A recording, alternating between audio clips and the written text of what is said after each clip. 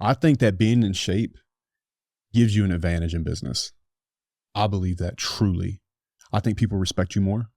I think people look at you and they say, it's like walking discipline, walking strength. Look, it might not be a popular thing to say, but a physical stature on a man when he walks into a room and his ability, like I said, to look you in the eye and body language, it garners respect, and it, in my opinion, can get you further in business. People want to work with people they respect. So fitness first. Number one, if you're not in shape and you're eating bad and you're not moving your body, then all your cells are stale. Like you can't even think straight. So I always put getting in shape above everything. You know, I believe that a person that does really well in life and is not in shape would have done better if they were in shape. You know what? On that though, that's the one thing you can't fake. You can't fake being in shape. You can't fake a six-pack. I mean, I'm sure you could fake a six-pack, but it seems as though that's the one thing that all these billionaires are doing is like all of a sudden they all seem to be getting in shape, getting six-packs. Yeah. Because when you have all the money, like you can't necessarily buy that stuff. That's just purely dedication, discipline, and a lot of work. And so that to me now seems like the ultimate flex is being really in shape. 1,000%. And it's one of those, you know, you could be a very rich guy and walk through the grocery store and nobody would know. You can't say that about fitness. You get to carry that with you everywhere you go. It gives you an advantage, whether it's with the opposite sex, business, or even how you feel about yourself. It's easy to respect yourself when you've put in the work to get in shape, you know, because it's hard work and it shows. So for me, that's number one on the list. Some people would probably put money in front of it. I just personally don't, because I just think you'll do better at business if you're in shape. Particularly, it's also free. Yeah, it is. It doesn't cost anything. 1,000%. Yeah, and it doesn't take as much time as people say it does. You know, I remember being in high school, man. I worked at Harbor Freight Tools. You know what that is? Yeah, I do. Yeah. I would go in the back, in the bathroom, and I'd put the little sales papers down on the bathroom floor, do push-ups until I couldn't do them anymore, you know? And I did that for years and years and years, you know? And it really pays off now, because at 37, I've had 6 shoulder surgeries on this shoulder and a total replacement. And I have mature muscle left over from 20 years of exercising. And so now I don't let myself get any further than 2 weeks out from being able to take my shirt off anytime I want. You know, I keep abs year round, but it was all that work I did, especially when I was young. You know, like people should start working out at an early age, because your body is maturing and growing at that time. And you can create all this bone density, all this mature muscle that will stay with you over time, especially if you just do the work to keep the maintenance on it. I don't work out the same way I used to. My shoulder really won't allow it. Some days it really hurts to box, you know? So I have to work on footwork all day, or, you know, defense or whatever. But I don't think there's a thing in this world that you could do for yourself. I can't think of one that's better than getting in really good shape and getting strong. It's making me want to hit the gym. Well, you need to. You need to. No, I do hit the gym. I do go. I went today. Yeah. But yeah. But how do you maintain a six-pack year round? What is that like? Because that seems to me like you're disciplined every meal. Like, well, I'll tell you every day. I'll tell you how I personally do it. Is I've had a six-pack since I was 24 years old. There's not been a day between 24 and now where I could not see all of my abs. Now, I might get puffier around the love handles. You know, like if you have a standard, you know, sometimes I'd be here, sometimes I'd be here, but I'd never get too far. Imagine if there's a straight line and there's a line above it and below it. I never got outside that. I would never let myself get outside that range. I definitely think there's like an 80-20 to fitness. You know, even in the way that I work out,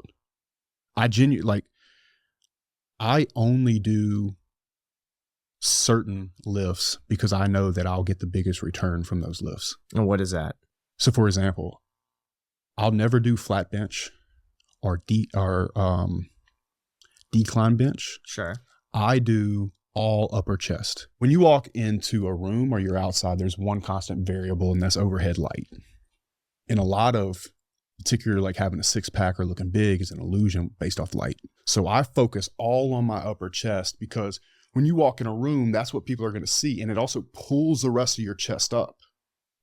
When I do abs, I only do the bottom 2 abs. Seems oddly specific. Well, let me clarify.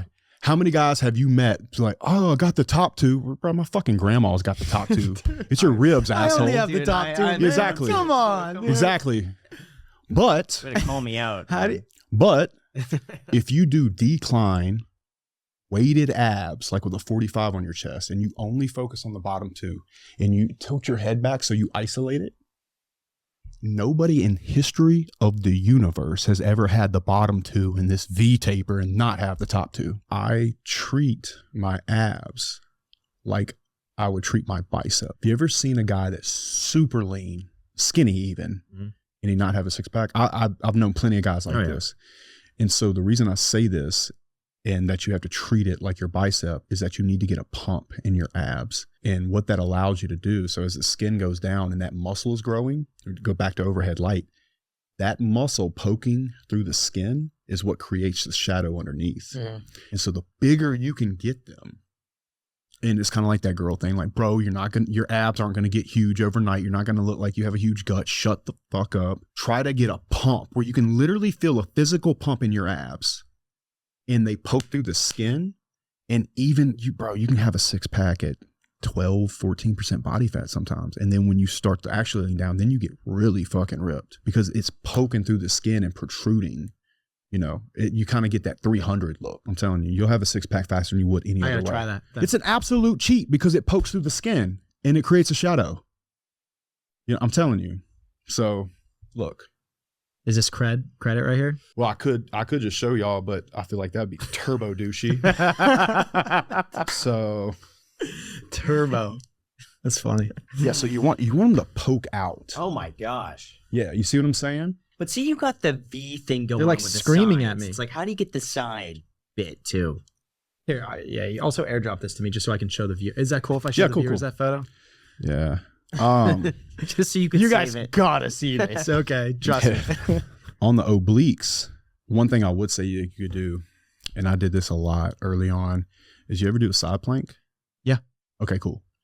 Go up and put your hand on them.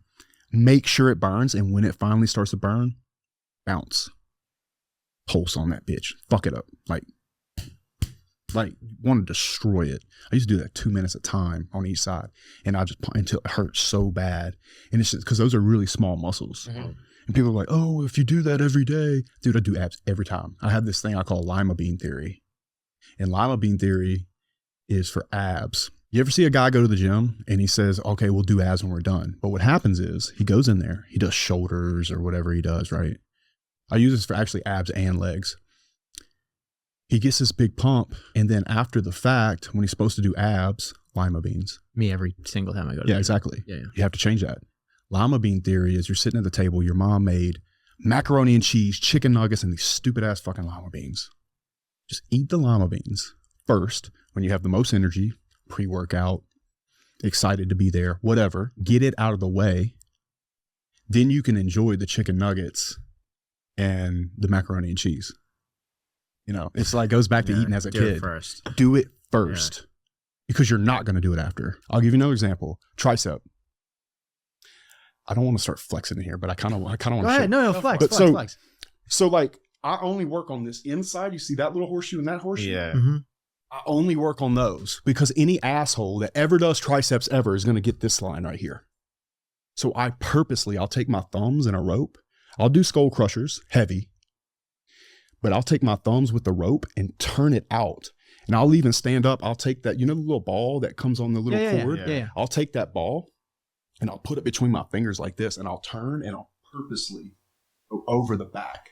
So I hit this guy. Jesus. You understand? I mean, yeah. And with the bottom two abs. So it's like, dude, you got 3 workouts. No, but it's not completely true. I know. Because I'll still shrug. Yeah. Right? When I do my biceps, how like there's, the weight and the handle. I'll push my hand all the way to the inside and I'll twist it like as far as I can out to create that peak. You understand what I'm saying? Yeah. And so like Rambo, for example, I think he shot Rambo at like 158 pounds, but he looks 220. It's all a fucking illusion. If you can develop the right muscles. Now, of course, rep range is important. So I do 12-12, working sets of 8 as heavy as I can possibly do. And then I'll rep the fail twice. You do a lot. Well, it's not really a lot. It's 5 sets. And I did a lot of rep to fail push-ups coming up. I've heard the reason you're not supposed to do that and like isolate certain muscles is because of injury. So like when you go and you kind of lift, let's say for your shoulder, or what's that? He's trying to block it out. What is that? I don't know what that. What does that mean? Only pussies will tell you that.